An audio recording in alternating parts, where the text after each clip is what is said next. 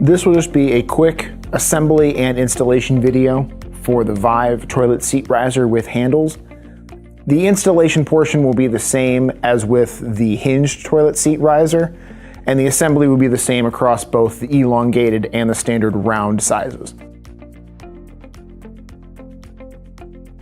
Included with your order, you will find one seat riser, 2 removable padded armrests, 2 long bolts, 2 plastic washers, 2 metal washers, and 2 wing nuts.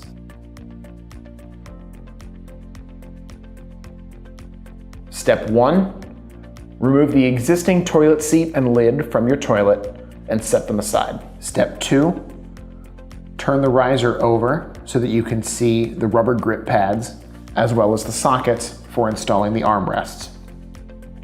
The sockets will be labeled with red and blue arrows.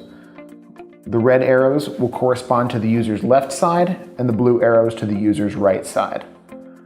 The armrests will also show corresponding stickers to indicate which set of sockets each armrest should be fitted into. To fit the armrests in, make sure that the longer, unpadded end of the armrest is oriented toward the front of the riser. Fit the ends of the armrests into the sockets, depress the locking pins, and push them into the sockets until the locking pins click into place. Repeat these same steps to install the other armrest on the opposite side.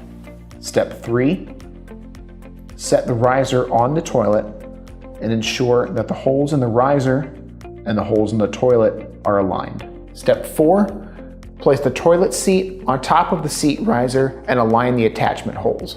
Step 5, fit one of the long bolts through the attachment point for the toilet seat, through the riser and into the toilet itself.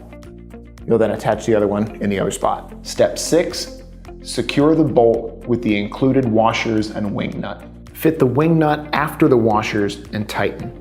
If needed, a washer can be placed beneath the bolt head.